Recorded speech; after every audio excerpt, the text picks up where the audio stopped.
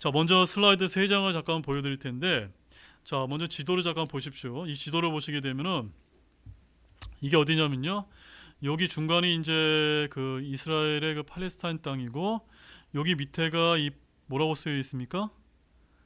이집트의 프톨레미 왕조. 그러니까는 이제 지금 이 시기가 언제냐면요, 원래 이집트에도 여러 왕조가 있었고, 그 다음에 여기 이제 셀레우코스 북쪽의 셀레우코스 왕조라고 해서 여기는 지금 시리아 왕조를 얘기하는 겁니다. 그래서 여기 노란 쪽은 이집트의 프톨레미 왕조고, 여기 약간 살색 이 부분은 지금 그 시리아의 셀레우코스 왕조가 통치에 다스렸던 그 영토를 이제 지도로서 이제 표시를 하게 된 겁니다. 근데 이제 이때가 시기적으로 어떤 때냐면요, 그리스 제국의 그 유명했던 그 왕의 이름이 누굽니까?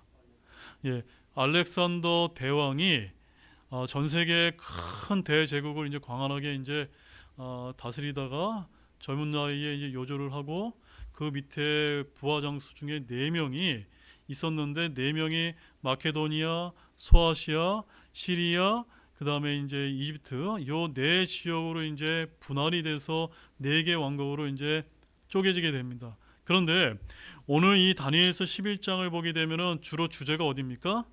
남쪽 왕과 북쪽 왕 간의 전쟁의 역사와 예언이 어떻게 성취되는 것을 초점을 맞춰서 말씀이 이제 진행이 됩니다. 따라서 하나님께서는 이쪽에 마케도니아냐 소아시아 이쪽은 하나님의 관심에 있습니까? 없습니까? 없습니다. 왜 없을까요? 왜 없을까요? 여러분, 요 이집트하고 이 시리아 사이에 어디가 있습니까? 이스라엘이 완충 지역처럼 이렇게 있는 겁니다. 마찬가지로 우리 이 한반도도 위로는 어디가 어떤 나라가 있습니까? 중국이 있고, 밑에는 일본이 있고, 여기 샌드위치로 끼어 있어서 우리가 그 반만년의 이런 역사 가운데 얼마나 밑에서 올라올 때가 있고 위에서 침략할 때 있고, 우리가 참 그 샌드위치 신사가 되면서 참 그런 전쟁의 역사 가운데 있었던 것처럼, 오늘 이 성경도 이스라엘의 그와 같은 위치 가운데 누구와 누구 사이에 끼어 있습니까? 남쪽에는 이집트, 그다음에 북쪽에는 시리아인데, 이집트에도 여러 왕조가 있었지만 오늘 이 그림은 뭐냐면요, 특별히 그리스의 알렉산더 대왕이 죽고 난 다음에 그 그리스 문명권에서 세워졌던 이집트의 프톨레미 왕조와, 그 다음에 북쪽에는 시리아의 셀레우코스 왕조에 대한 이야기가 다니엘서 11장의 핵심 주제라는 겁니다. 자, 그래서 다음 이제 화면을 보게 되면 다니엘서 11장 5절에는 프톨레미 1세, 그 다음에 6절에는 프톨레미 2세, 또 7절에서 9절에는 프톨레미 3세, 11장 10절에 13절은 프톨레미 4세, 그 다음에 11장 14절에 15절은 프톨레미 5세, 또 11장 17절에는 프톨레미 6세까지 이제 이렇게 이제 성경에 보게 되면 이 프톨레미 왕조의 왕들의 이름은 직접적인 언급은 되어 있지는 않습니다. 하지만 말씀을 우리가 보게 보면 이 이집트의 프톨레미의 이러이러한 왕들에 대한 예언이 되어 있었고, 그 예언이 성취된 말씀이구나, 이런 것들을 우리가 이제 확인할 수가 있기 때문에 제가 이제 표로 이렇게 이제 표현을 하고 있는 것이고, 마찬가지로 남쪽과 이집트의 프톨레미 왕조만 나온 것이 아니라 북쪽과 시리아의 셀레우코스 왕조에 대한 1세, 2세, 3세, 4세까지. 근데 여기 이제 이집트 같은 경우는 특징이 뭐가 있습니까? 프톨레미의 한 핏줄에서만 이렇게 이제 그 왕이 이제 내려온다면, 시리아는 어떻습니까? 한쪽은 셀레우코스가 있고, 또 하나는 안티오코스가 이렇게 이제 그 이제 두 갈래로 이제 찢어진다는 거, 여러분이 그런 거 정도만 이제 참고하시면 되겠고, 여기서 제일 중요한 건 누구냐면 여기 맨 마지막 여기 이름이 누굽니까? 안티오코스 4세로서 안티오코스 에피파네스, 이 사람이 바로 성경에서 적그리스도를 예표하는 아주 대표적인 인물인데, 우리가 이제 다니엘서 11장 17절까지 가보게 되면 이 인물이 끝나는 것이 아니라, 여러분 다니엘서 11장을 잠깐 보십시오. 다니엘서 11장이 총 45장까지 있는데 29절을 보십시오. 자, 29절 말씀에 가보게 되면 소제목이 뭐라고 되어 있습니까? 북쪽 왕의 신성모독이라고 되어 있죠. 그래서 이 북쪽 왕의 신성모독이라는 것이 바로 안티오코스 에피파네스에 대한 이야기가 역사적으로 성취되는 이야기를 빗대어서 사실은 하나님께서 누구를 이제 보여주기를 원하는 겁니까? 마지막 7년 환란기 때 적그리스도의 등장을 지금 이제 이렇게 표현해 주기 위해서 지금 북쪽 왕과 남쪽 왕의 전쟁을, 그 전쟁 역사와 예언의 역사를 통해서 종국에는 누구를 보여주는 게 목적이라고요? 적그리스도를 보여주는 것이다. 그래서 이제 뒤에 보시죠. 40절 또 45절까지 보시면 북쪽 왕의 승리까지 해서 뒤로 가면 갈수록 누구에 대한 얘기가 나옵니까? 예, 앞으로 다가오게 될 7년 환란기 때 등장하게 될 적그리스도를 등장을 알리는 말씀이 이제 다니엘서 11장의 마지막 부분에 이제 연결이 되게 되는 것입니다. 그래서 제가 왜 이 말씀을 드리냐면 많은 주석가들이 이 다니엘서 11장에 있는 말씀을 예수님의 초림 이전에 이미 성취된 과거의 역사로만 해석을 하는 경우가 대부분인데, 저는 그와 같은 말씀 해석이 완전히 틀린 것은 아니지만 그처럼 역사적인 사실로만 치부해서는 안 된다는 것입니다. 우리는 이 말씀을 어디까지 연결시켜야 됩니까? 앞으로 7년 환란기 때 등장할 적그리스도까지 연결을 시켜야 제대로 된 다니엘서 11장의 해석이 된다는 것을, 여러분들이 그런 관점에서 이 말씀을 자세히 이 말씀을 좀 따라오시면서 들으셨으면 좋겠습니다. 자, 그 다음에 세 번째 장면은 제가 어제 이 그림 그리느라고 굉장한 시간을 좀 드렸거든요. 바로 오늘 말씀은 프톨레미 1세 소테르부터 프톨레미 3세 에우에르게토스까지, 오늘 여기가 이제 제가 이제 다니엘서 11장 1절에서 9절까지 말씀이 여기까지 이제 다루게 될 거거든요. 그래서 여기 이제 선을 보게 되면 프톨레미 2세의 딸이 베레니케아라고 하는 딸이 있는데, 이 이집트의 프톨레미 2세의 딸인 베레니케아를 안티오코스 2세 테우스에게 정략 결혼을 시키게 되는 이야기가 나옵니다. 그래서 그런 내용들이 이제 오늘 이제 다루게 될 그 말씀이기 때문에 여러분들이 이 왕조, 제가 오늘 이 화면을 계속 띄워놓을 테니까 말씀 강해를 들으시면서 생소한 왕조 이름이 나온다 하더라도 지금 강 목사가 이 부분에 대해서 지금 설명하고 있구나라고 여러분들이 그런 관점에서 따라오시면 되겠습니다. 자, 그럼 우리 다니엘서 강해 11장 1절에서 9절 말씀까지를 우리 한번 이렇게 다 같이 함께 읽어보도록 하겠습니다. 9절 같이 읽겠습니다. 이렇게 남쪽 왕이 그의 왕국으로 들어갔다가 자기 땅으로 되돌아갈 것이나. 네, 이런 말씀 읽으시면서 어떤 생각이 드셨습니까? 아직은 여러분들 이제 머릿속에 지금 무슨 얘기하는지 여러분 잘 머릿속에 그려지지 않으시죠? 자, 오늘 이 강의 말씀을 제가 이제 펼쳐놓은 이 화면과 함께, 이 도표와 함께 여러분이 잘 따라오시면서 오늘 말씀을 이제 들으신다면 지금 하나님께서 지금 이런 얘기를 좀 하고 계시구나 라는 것을 여러분들이 좀 잘 깨닫게 되려고 믿습니다. 자, 그러면 오늘 다니엘서 강의 이제 26번째 시간으로 제목은 남쪽과 북쪽 왕들의 전쟁 역사와 예언의 첫 번째 시간을 이제 말씀을 전해드리도록 하겠습니다. 자, 다니엘서 이 11장에 있는 말씀은 총 45절, 5절까지 있는 굉장히 긴 장입니다. 그래서 길이도 길지만 그 내용 또한도 굉장히 이해하기 쉽지 않은 장이기 때문에 많은 훌륭한 주석가들조차도 그 내용을 완전히 이해하고 있다라고 쉽게 공언하지 못할 정도로 매우 어려운 장이다 라는 점을 이제 여러분에게 솔직히 밝히는 바입니다. 자, 미국의 이제 대표적인 그 세대주의 그 신학자이자 아주 유명한 목사님 중에 한 분 중에 C.I. 스코필드라고 하는 분이 계십니다. 그 미국의 아주 유명한 성경책 중에 C.I. 스코필드 주석 성경이라는 게 있는데, 그 책을 쓰신 분이 이제 스코필드 박사님인데, 그 스코필드 그 박사님이 오늘 이 11장의 30절까지를 우리가 볼 때 이미 과거에 해당되는 사실을 언급하는 것으로 간주하고, 지금으로서는 역사적으로 남김없이 성취된 예언들로 이제 풀이를 하고 있습니다. 하지만 저는 다 그런 것은 아니다라는 점을 여러분에게 분명하게 말씀을 드립니다. 부분적으로는 스코필드의 견해처럼 과거의 사건들을 기술하고 있는 것은 분명한 사실이지만, 이제 여러분들이 이제 강의하는 말씀을 이제 들어가시다 보게 되면은 어떤 것은 이미 과거에 이미 성취되었다고 보기 어려운 그런 말씀도 상당수 있다는 것이 발견될 것이기 때문입니다. 자, 그래서 우리는 앞서 다니엘서 10장 14절 말씀을 보십시오. 거기 그 말씀에 가보게 되면 다니엘에게 나타난 가브리엘 천사가 뭐라고 이제 말씀하고 있습니까? 같이 한번 읽어보겠습니다.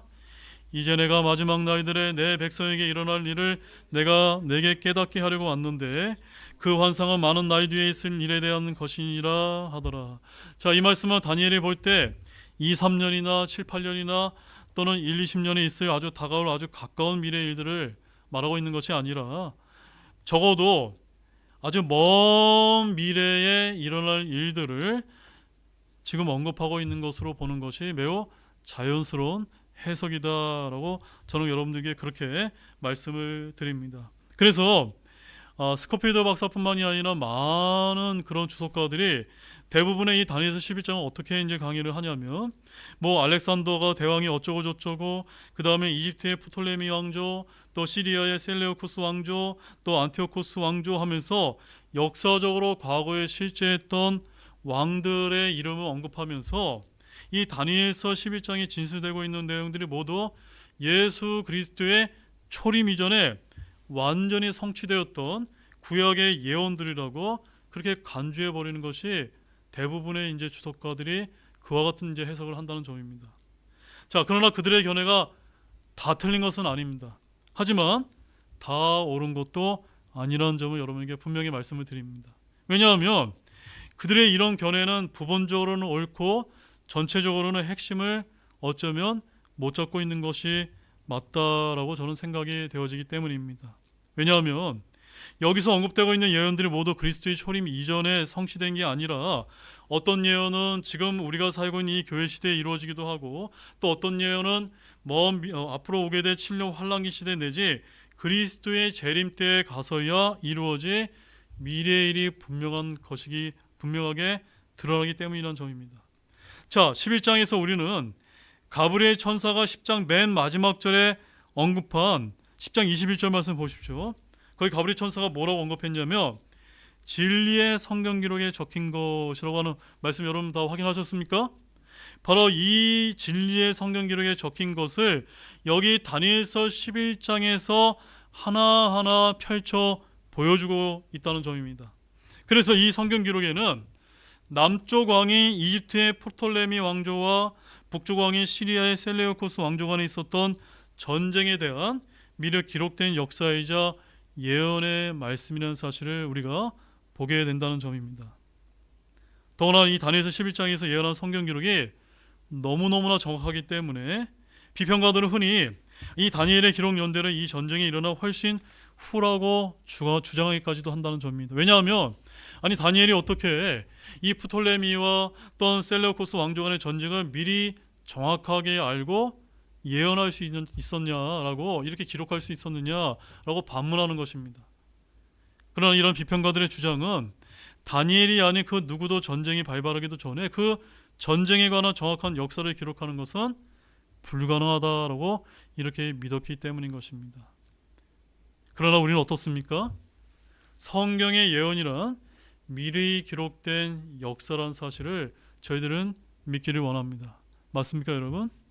자, 그럼 이제 다니엘서 11장을 우리가 이제 살펴보겠는데, 한 구절 한 구절 읽어가면서 어떤 것들이 구약 시대에 이루어졌고, 또 어떤 것이 지금 이루어지고 있고, 또 어떤 예언이 앞으로 그리스도의 재림 때 이루어질 일들인지 우리가 분별해 가면서 읽어가도록 하겠습니다. 자, 1절 말씀 다시 보겠습니다.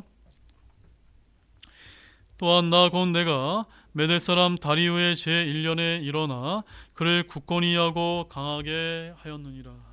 자, 여기 1절 말씀에서 언급하는 그는 누구를 가리키는 것일까요? 자, 여기서 말하는 이 그는 다니엘서 10장에서 이어지는 문맥으로 볼 때 미가엘 천사장을 이제 언급하고 있는 것입니다. 그래서 미가엘 천사장은 앞서 10장 13절 말씀에서 페르시아 왕국의 통치의 방해 가운데 가브리엘 천사를 도우러 왔던 그런 존재였다라는 것을 우리가 이미 배운 바가 있습니다. 자, 그런데 오늘 1절 말씀에서 다리오 왕의 첫째에는 그 미가엘 천사장이 가브리엘 천사에 의해서 지지를 받고 있고 격려를 받았음을 보여주고 있는 내용으로 이제 시작을 하고 있는 것입니다. 자, 2절 말씀 보겠습니다. 이제 내가 진리를 내게 보여주리라. 보라, 페르시아에서 또 새 왕이 일어날 것이며 넷째는 그들 모두보다 훨씬 부유할 터인데 그가 그리스 영토를 대적하려고 자기 재물과 자기 힘으로 모든 자들을 선동할 것이요. 자, 이 말씀 잘 들어보십시오. 지금 이 말씀이 기록된 시점은 아직 페르시아 왕국이 건재하던 때였고 그리스 제국이 세계 제국으로 등장하기 직전에 이제 와 있다는 점입니다. 더구나 앞으로 페르시아에서 일어날 왕들 중에 넷째는 그 이전 왕들보다 훨씬 어떻다고 이야기하고 있습니까? 부유할 터인데 라고 말씀하고 있는데 바로 그 부에서 나오는 국력을 이용해서 그리스 제국에 대한 압박을 더 강하게 될 것이라고 예고하는 내용이 이제 담겨 있는 것입니다. 자, 페르시아 이 넷째 왕은 아마도 다리오 왕을 일컫는 것으로 보입니다. 페르시아의 네 왕들을 지칭하는 이름들을 보게 되면 어떤 것은 개인의 고유한 이름이라기보다는 아수에로나 아탁세르세스처럼 왕을 가리키는 직위명으로 표기된 경우가 흔하다는 것을 우리가 먼저 알 필요가 있습니다. 그래서 어떤 학자들은 페르시아 왕들 전체에 대한 이제 왕의 계보를 이제 이야기할 때 그 이름들 가운데 일부가 서로 모순되거나 겹쳐지고 상충되어 보인다라고 이렇게 이제 주장하시는 분이 있는데 실은 그게 아니라 그 이름들 일부가 개인 이름이 아니라 직위 이름도 포함되어 있기 때문이라는 사실을 간과했다는 점입니다. 자, 그래서 우리가 잘 아는 클라리스 라킨 목사님께서는 여기서 이 가브리엘 천사가 다니엘에게 예언을 설명해 주고 있는 지금 이 시점이 다니엘서 10장 1절에 가보게 되면 뭐라고 말씀하고 있습니까? 페르시아 왕 고레스의 제 3년에라고 말씀하고 있기 때문에 이제 역사적으로 보게 되면 BC 533년이라는 사실을 우리가 알 수가 있는 것입니다. 따라서 앞으로 일어날 새 왕은 고레스 왕에 이어서 그 뒤로 등장할 세 명의 페르시아 왕이라는 사실을 알 수가 있습니다. 자, 그 페르시아의 세 명의 왕의 이름이 누구였냐면 두 번째가 아하수에로 왕, 세 번째가 아탁세르세르스 왕, 네 번째가 다리오 왕이었다는 사실입니다. 이 말씀은 에스라서 4장 1절에서 24절에서 우리가 확인할 수가 있습니다. 자, 실제 역사에서는 이 세 왕이 이름이 어떻게 되어 있냐면 개인 이름이 캄비세스, 스메르디스, 다리우스 히스타페스라고 이렇게 소개가 되고 있는데 이 넷째가 바로 다리우스 히스타페스의 아들인 크세르세스라고 이렇게 보는 학자들도 있지만 이것은 이제 잘못된 이런 해석이 되는 것입니다. 그러나 이 캄비세스가 죽은 뒤에 혼란에 빠졌던 페르시아의 질서를 회복하고 또한 캄비세스의 동생 스메르디스의 이름을 잠칭하고 반란을 일으켰던 이 마기슨 기우마타를 죽이고 국내 여러 지방의 반란을 평정하고 또 인도에까지 정벌 하여 영토를 크게 확장하는 등 광대한 영토를 거느린 페르시아의 각종 행정 통치제도를 확립할 때 인물은 뭐니 해도 넷째 왕인 누구라고 제가 말씀을 드렸습니까? 다리오 왕이다라는 점을 여러분들이 기억하기를 원합니다. 따라서 다니엘서 11장 2절에서 그들 모두보다 훨씬 부유할 터인데 라고 말하는 이 넷째 왕은 누구를 가리키는 겁니까? 다리오 왕, 역사가주는 다리오 대제라고 지칭하는 그 사람을 말하는 것이다 라고 이렇게 이제 보시면 되겠습니다.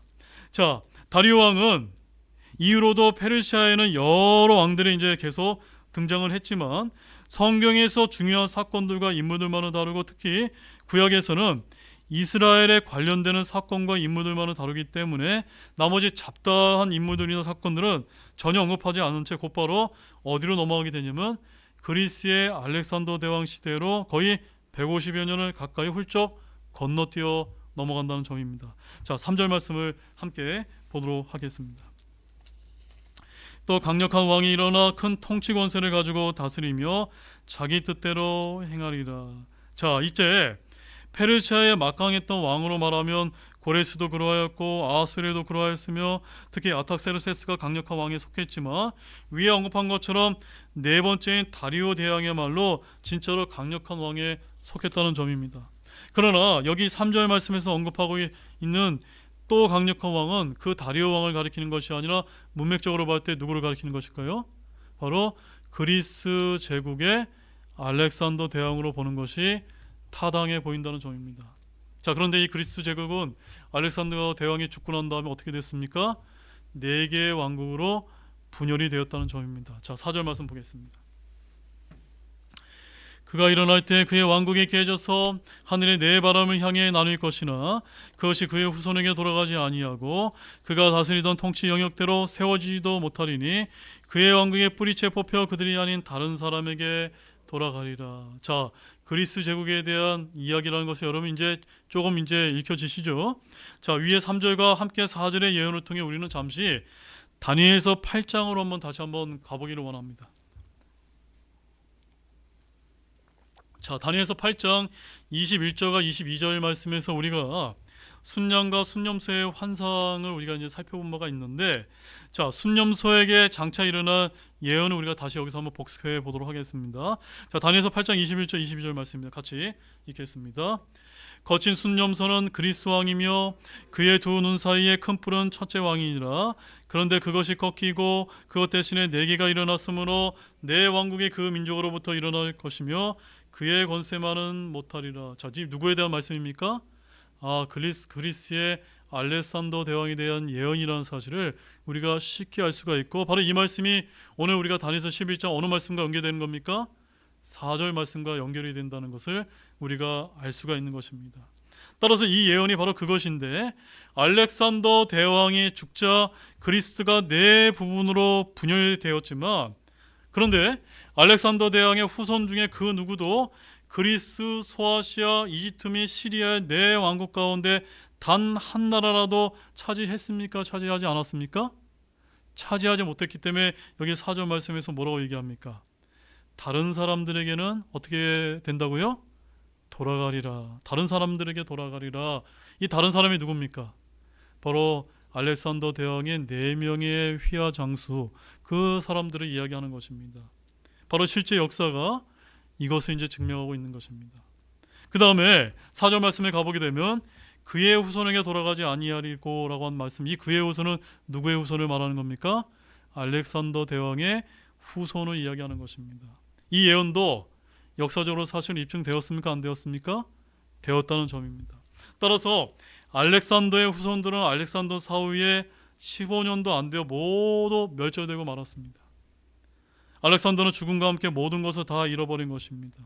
따라서 4절 말씀은 이러한 역사적인 사실들을 미리 누구에게 알려주고 있는 것입니까?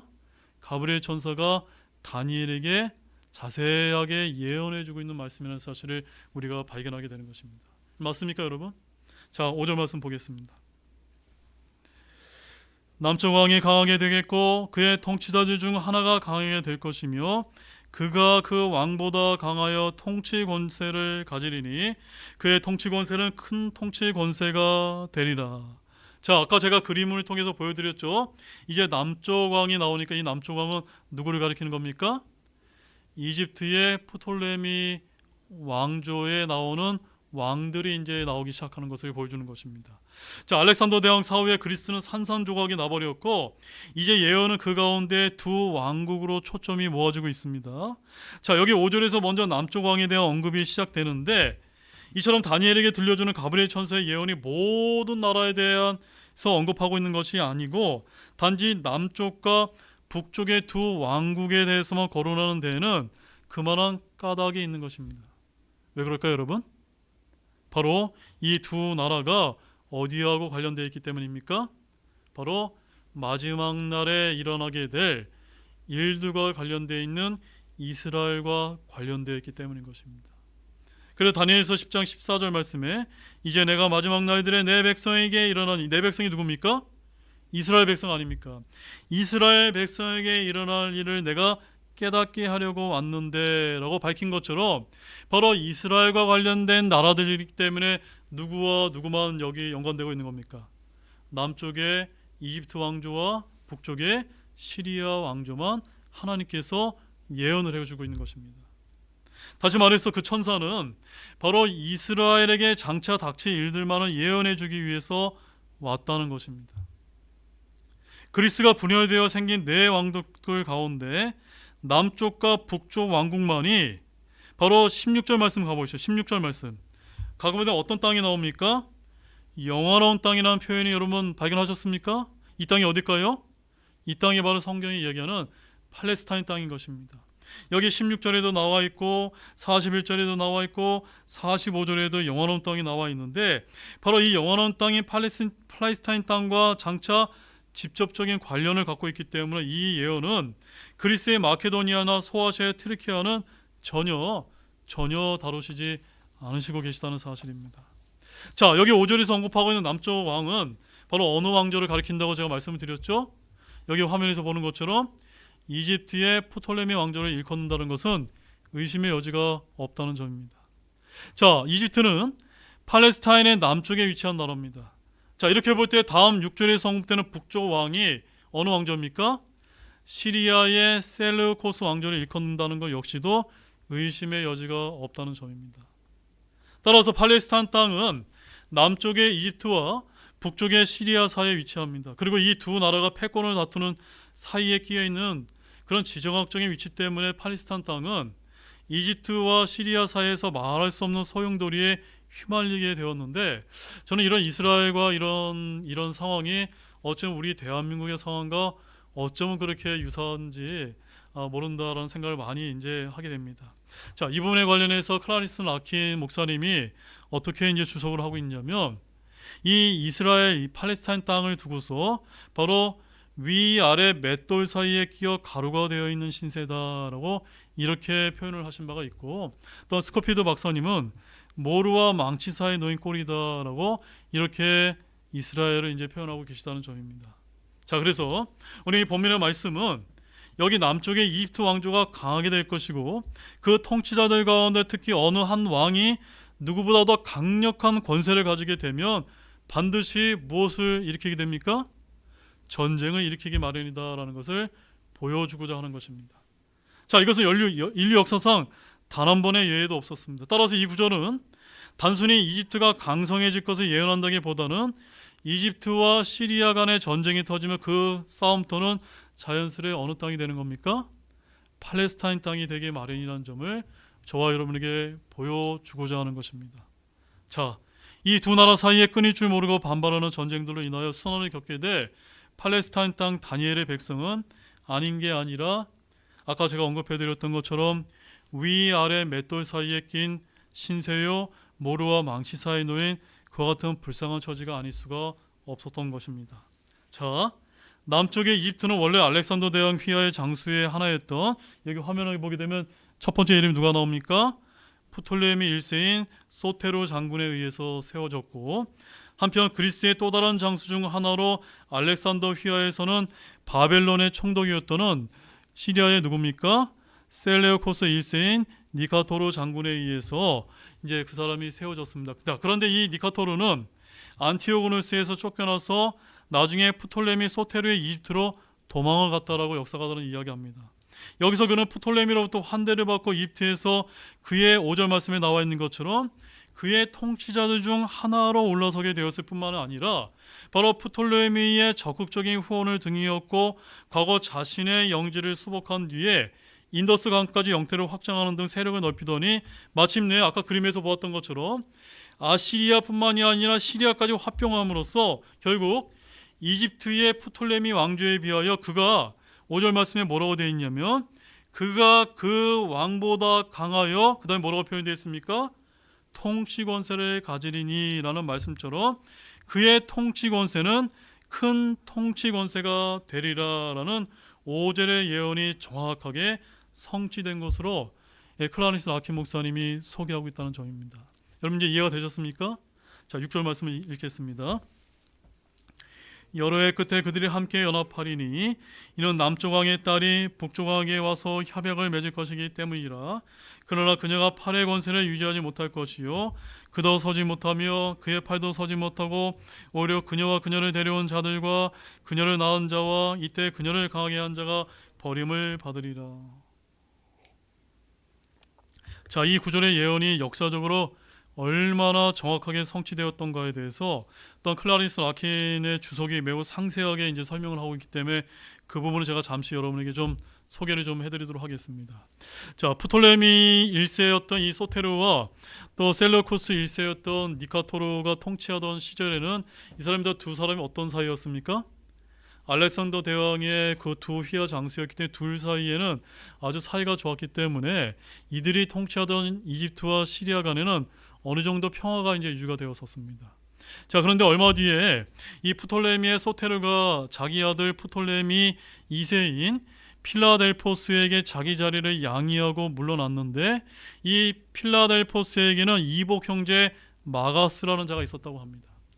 근데 이 마가스의 아내가 그 저쪽에 이제 그 시리아에 가보게 되면 안티오코스 1세 소테르의 딸이었는데 그 안티오코스 소테르는 셀레우코스 니카토르에 의해서 왕이 올랐던 시리아의 왕이었다는 것을 우리가 이제 알 수가 있습니다.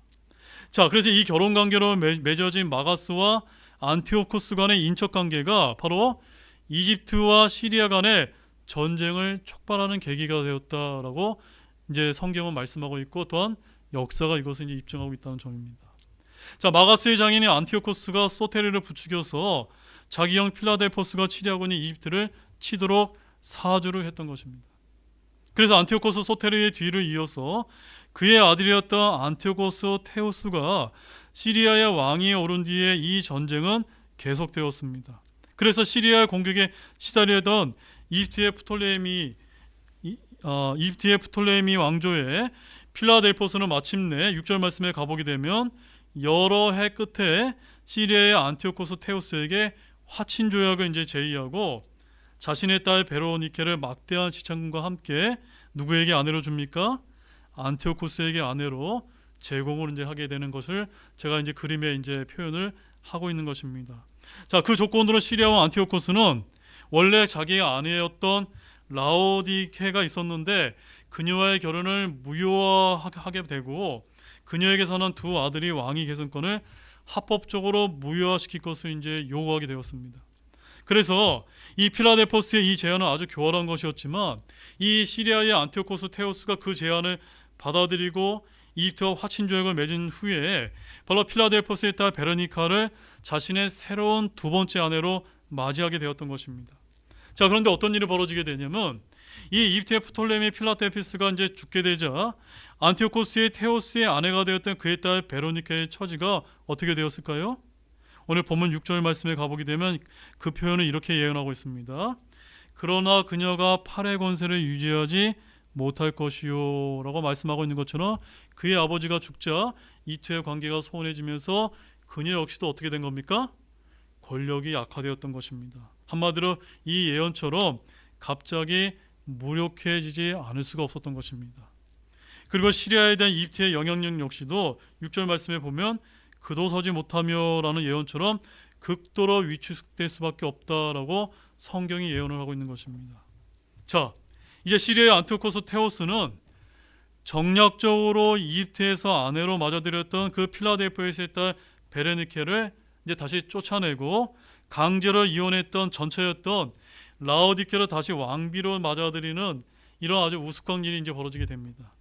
그러나 이 라오디케는 한번 이제 안티오코스 테오스인 자신의 남편을 위해서 다시 왕비의 지위를 회복하기는 했지만 한번 자기가 이혼을 당했던 적이 있기 때문에 자신의 남편을 믿을 수가 있을까요? 없을까요? 믿을 수가 없었기 때문에 끝까지 자기 남편을 신뢰하고 있지 못하다가 결국은 자신의 아들을 왕권을 이어주게 하기 위해서 자신의 남편을 독살해버리게 됩니다. 그래서 자기 남편이 안티오코스 테오스를 독살해버리고 자기 아들 셀레우코스 칼리니코스가 왕위에 오르도록 이제 만드는데 성공하게 되는 것입니다. 자, 그래서 왕위에 오른 이 셀레우코스 칼리니코스는 어머니 나오니케의 권고를 받아들여서 누구를 죽이게 될까요? 그 어머니를 이제 이혼하게 만들었던 베레니케와 그녀의 아들과 그리고 베레니케를 이집트에서 데리고 왔던 그런 사람을 모두 암살해 버렸던 것입니다. 자, 그 말씀이 여기 어떻게 예언이 되어 있냐면 6절 말씀 보십시오.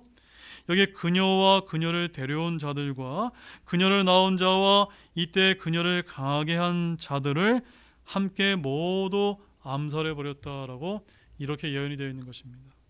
그래서 여기서 그녀를 낳은 자란 바로 베레니카의 부모를 말하는 게 아니라 누구인지는 정확하게 모르지만 베레니카가 시리아 올 때 이집트에서 데리고 온 자를 말하는 듯해 보인다는 점입니다. 자, 이제 본문 7절 말씀 보겠습니다. 함께 읽어보겠습니다. 그러나 그녀의 뿌리들에 속한 가지에서 나온 자가 그의 영토에서 일어나 군대를 거느리고 와서 북쪽 왕의 요새로 들어가 그들을 대적하여 이기고는. 자, 여기 7절에서 그녀의 뿌리들, 그녀는 누구를 가리키는 겁니까? 이제 베레니케의 동기간들, 즉 사망한 이집트 프톨레미 필라델포스의 자식들을 이제 말하는 것입니다.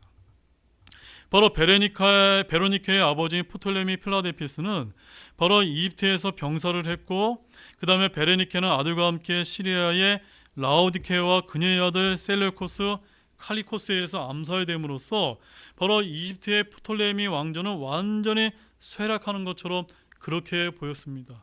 자, 그런데 이 이집트의 필라델포스에게는 또 한 명의 아들이 있었는데 바로 프톨레미 에우렉게토스라는 아들이 또 하나 있었고, 바로 이 아들이 바로 베네니케의 남성색이었다고 합니다.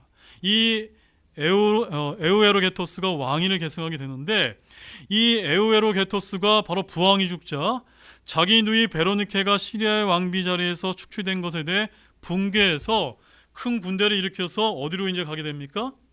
시리아로 이제 서둘러 진군을 하게 되는 일이 벌어지게 되면서 바로 그것을 복수하게 됩니다. 그래서 이제 바로 자기 누이 베르니케와 그녀의 아들은 이미 시리아의 셀레우코스 칼리니코스에 의해서 암살당한 뒤에 시리아를 정복하게 되는 것입니다.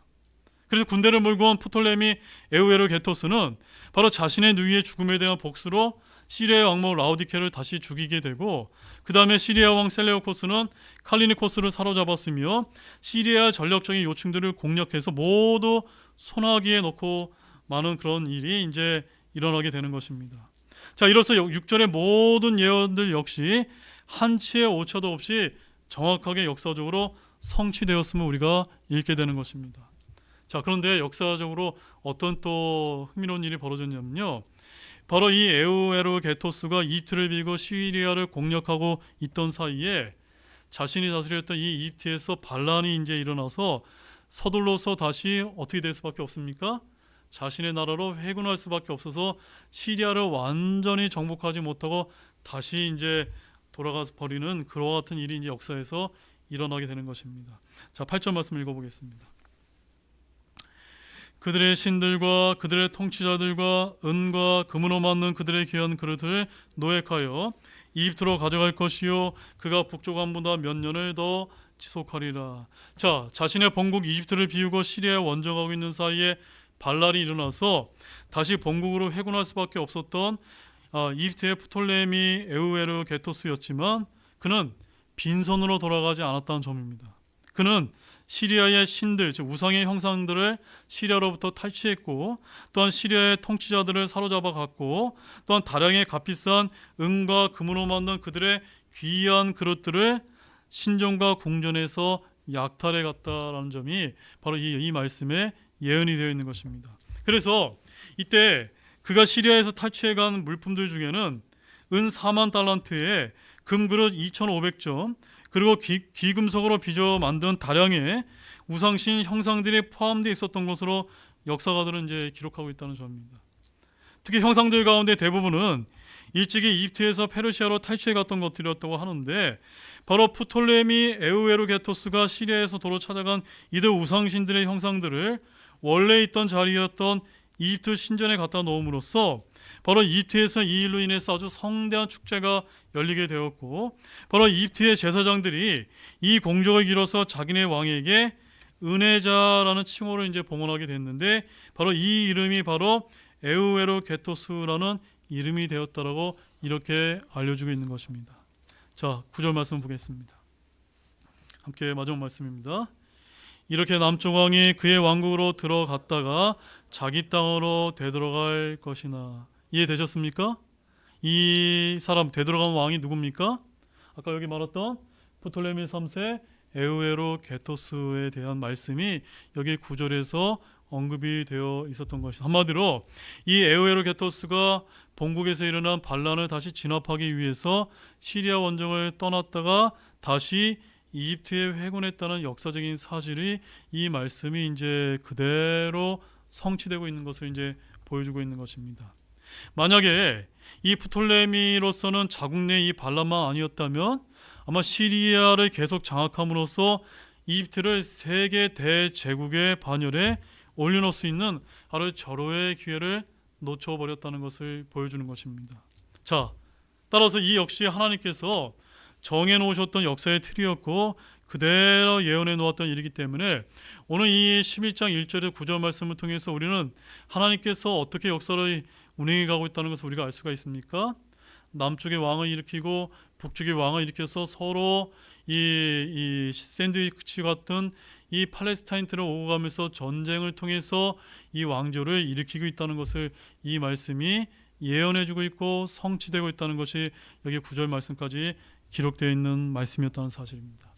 자, 이제 결론의 말씀을 드리도록 하겠습니다. 자, 오늘 이 다니엘서 11장 전체를 볼 때 도입부에 해당되는 말씀만을 우리가 이제 살펴보았는데요.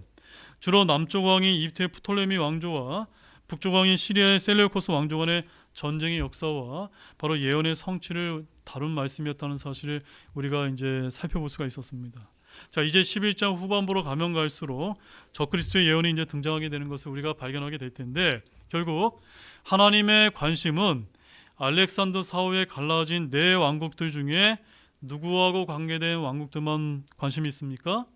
바로 팔레스타인 땅, 바로 이스라엘과 관련된 남쪽과 북쪽의 두 왕국들에만 초점을 두신다는 것을 우리가 오늘 이 말씀을 통해서 깨달을 수가 있었다는 점입니다. 바로 이 점을 통해서 우리가 어떤 이제 영적인 교훈을 얻을 수가 있습니까? 지금 이 순간에도 하나님의 예언의 시기는 어디에 맞춰 있을 수 있을까요? 이 대한민국이 아니라 어디에 맞춰 있을까요?